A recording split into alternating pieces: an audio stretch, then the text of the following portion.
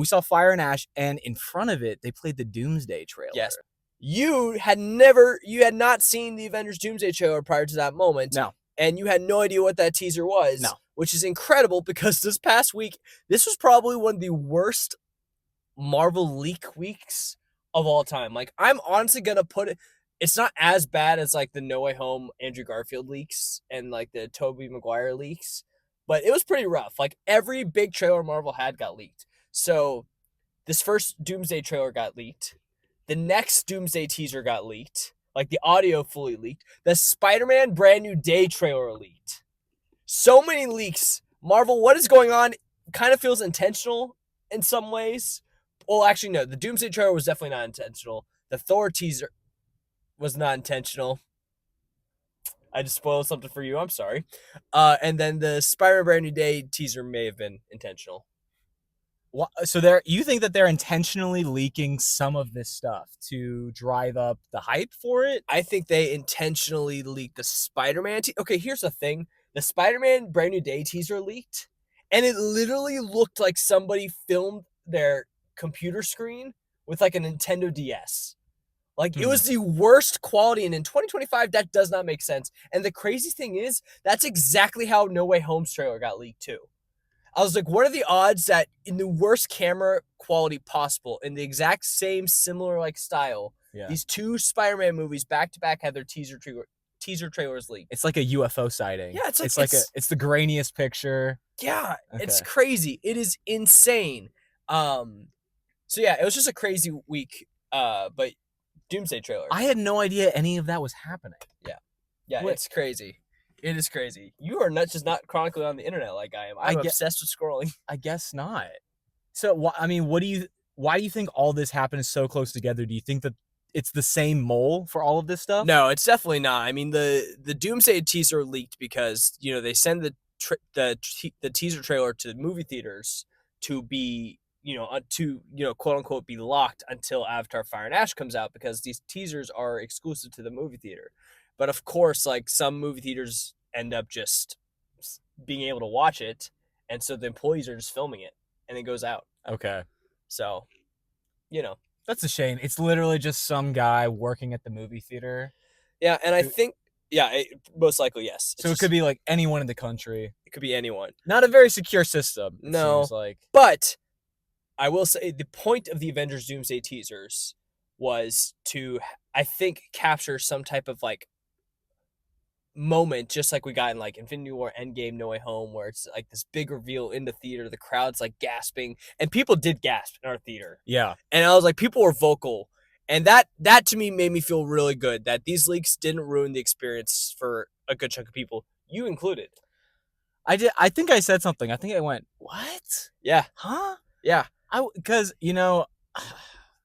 if I'm being honest with you, I always think it's a little bit cheap when somebody, even though this didn't really happen to him, when somebody dies or something and then they just bring them back. It's like, okay, so you want the emotional depth and impact of a character death, but then you don't want to have to deal with the repercussions or consequences of it. Mm-hmm. To me, that's how Chris Evans leaving the MCU felt, was that it was like, hey, this character has completed his arc. He's done. And his legacy will leave an impact, and we're just gonna have to move on without him, And they kind of went back. They always do this. I mean, they killed off everybody in Infinity War just to bring them back. They killed off Iron Man, and now RDJ's coming back. They got rid of Chris Evans. This is the second time Chris Evans is coming back in the MCU. I mean, it's kind of like I don't really trust them when now I think that the villain for Secret Wars is going to be Thanos. I mean, Thanos probably will be in Secret Wars. That's what I mean. I don't think Chris Evans coming back is cheap. And I thought a lot about this over the past week. It feels kind of like when they brought back the Emperor for Star Wars. It's like, okay, so you got your numbers were doing bad. You tried out these sequels. Nobody really seems invested. Let's just bring back the original bad guy because, that's what people know and are comfortable with. And that's what they're doing with the MCU, where they're like, okay, people like RDJ and Chris Evans, with them gone, our numbers aren't as good. Let's just bring them back. Okay, here's my argument, okay? Chris Evans coming back for Avengers Doomsday makes sense for a few reasons. Number one, what do you think the most requested project Marvel what do you think was the most requested project of Marvel Studios since Avengers Endgame? The Spider-Man? I don't know. No. So many people wanted like a what if episode or a Disney Plus series of Chris Evans going back in time returning the stones. So many people wanted that. Okay. Second, did Chris Evans die in Endgame? No. No. And yeah. What did he do in Endgame at the end? He just went back in time. No. But what did he do as old Steve Rogers? Oh, he was just there as old Steve Rogers sitting on a bench. And what did he do? He gave the shield to. He gave the shield to Sam Wilson. Yeah. Why did he give the shield to Sam Wilson? Because he didn't want to be Captain America anymore. Because he retired. Is that the best answer you can have? This is what I thought was happening. I don't know. That's precisely why it's okay that Chris Evans is coming back, because you have to understand, if all this is happening in time, it's reasonable to believe that that old version of Steve Rogers lived through the events of Avengers Doomsday and Avengers Secret Wars. And then now he has the choice of now we have the choice of him giving the shield to Sam Wilson, which means in Avengers Doomsday, Sam Wilson is Captain America.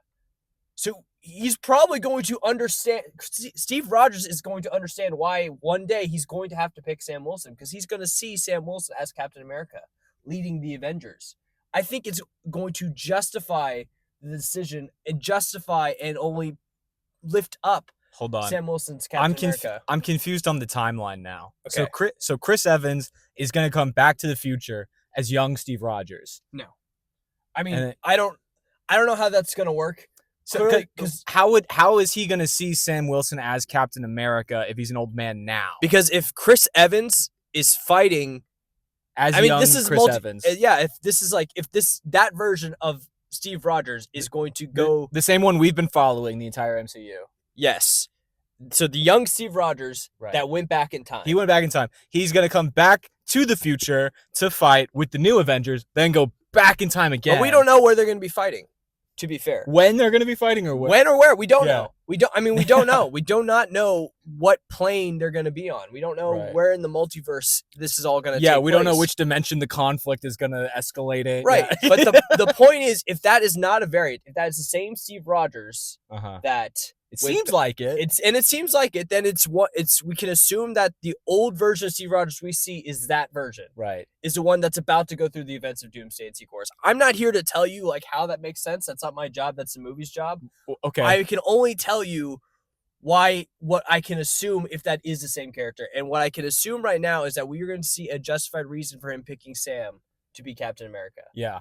Well, I feel like they already established a justified reason for him picking Sam too. I mean, it does kind of seem like that was Sam's arc.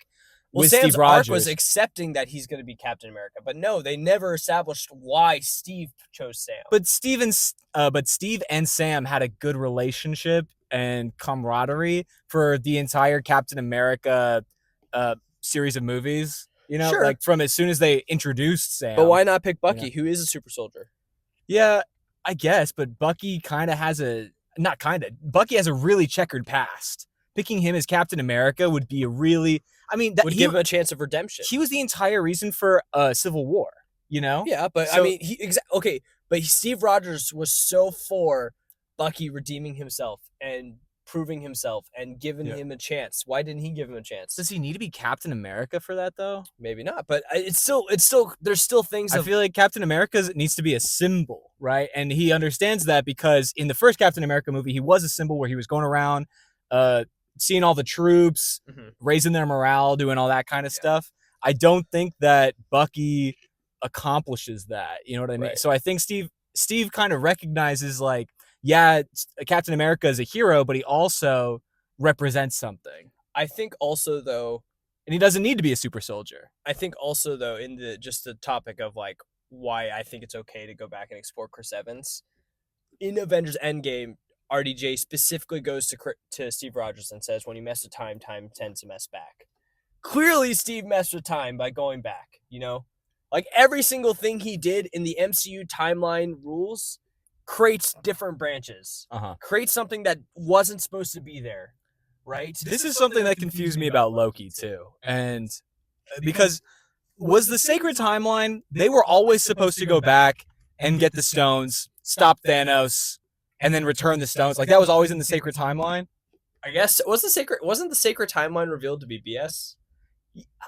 Yes, but then it's like, then what was going on for the entire TVA? If branches kept popping up, if branches kept popping up and they kept pruning them, then how did they measure with? See, this is my problem with Loki and the time rules. Everyone's like, Loki is an amazing show, and it is a pretty good show, but the time rules make no sense to me. You know what I mean? Yeah. MCU timelines, the MCU time travel has never made sense. It's never been consistent. It's not consistent in Endgame. It's not consistent in Loki. And you know what? It's also not consistent in Eyes of Wakanda, which is like something that just came out. It's technically it's the first thing in the MCU timeline is Eyes of Wakanda. It's canon. And they have this whole thing where they literally go back in time, right? To steal an item to save like their future, right? And we've already established that that's not how the MCU works. So in reality, they wasted their time because you didn't stop your future from happening. It's not a ripple effect.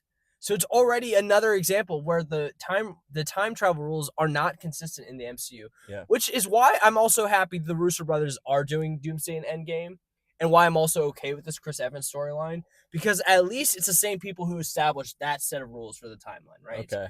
And they are, I think, bringing in like writers who worked on like Loki and other things to where they're trying to, I think, have a cohesive timeline agenda. Do other people talk about the fact that the time rules are wonky in the MCU? Yeah, I think so. Okay, because for a long time, when Loki was coming out, all I heard was praise about it, and I felt like I was the only one saying to people, like, this doesn't really make sense. Yeah.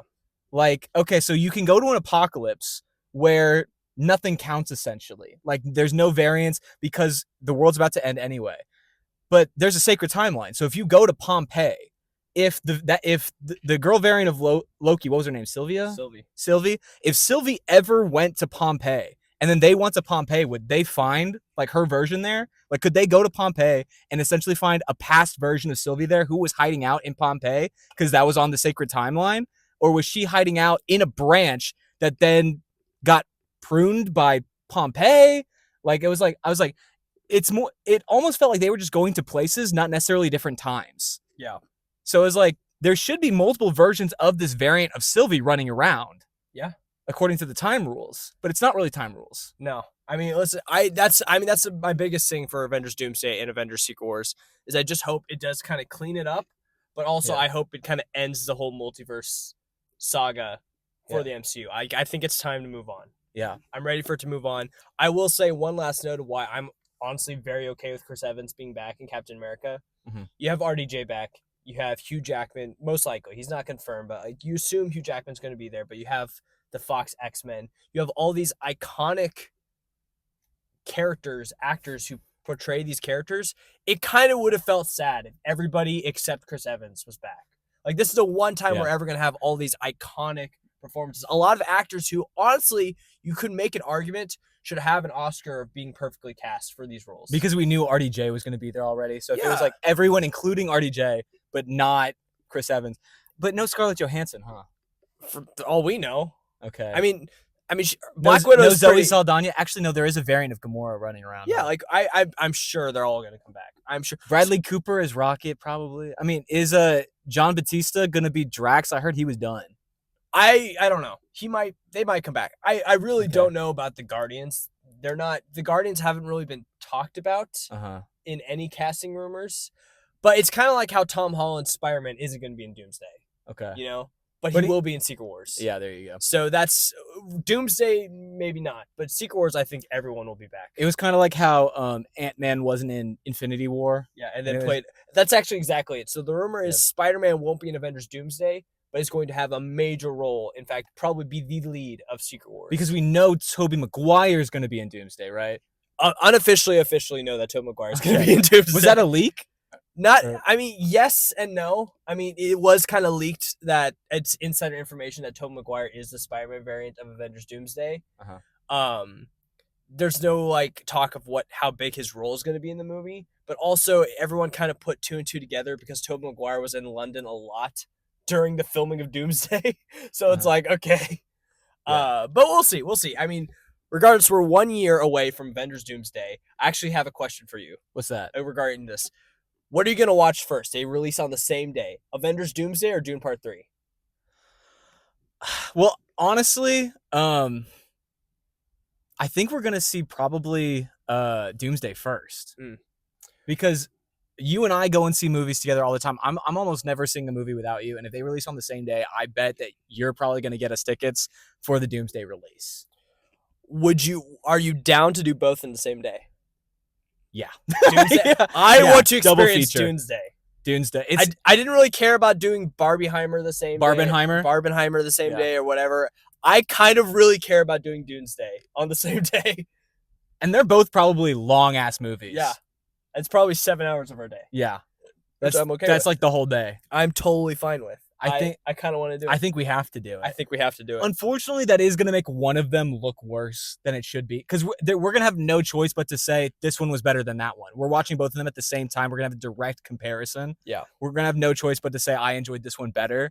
I bet they're both going to be amazing movies. I mean, they're both like $100 million projects, multiple $100 million projects. So, you know, it's almost a shame that one of them is going to be kind of diminished by the other. Yeah. If we see both of them on the same day. Yeah. But at the same time, we're supporting both of them. Yeah. So, you know what? When you put wins. yeah, when you put it that way, actually, we're doing our civic duty. Yeah, exactly. Actually, exactly. Doomsday is only a great thing for the movie theaters.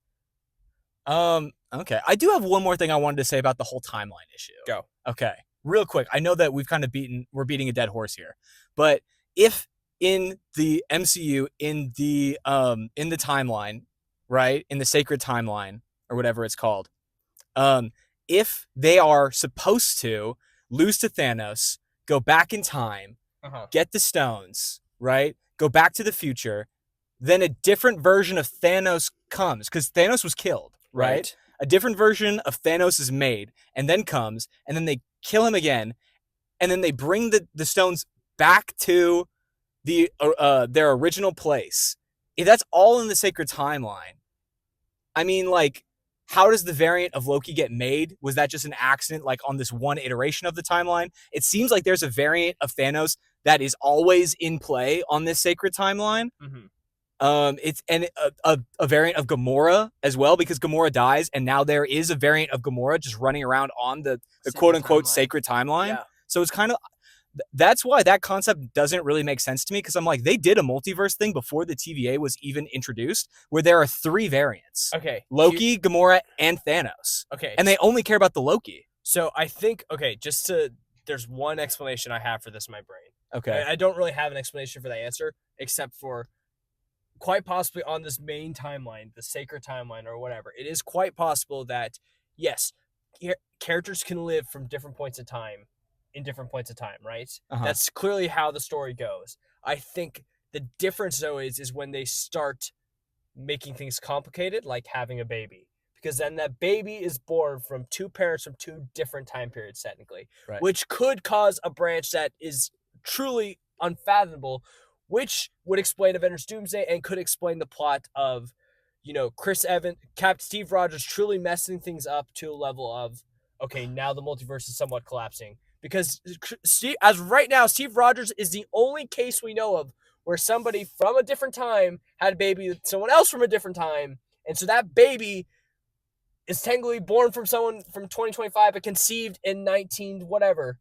So this baby could be the reason of why the multiverse is kind of crashing.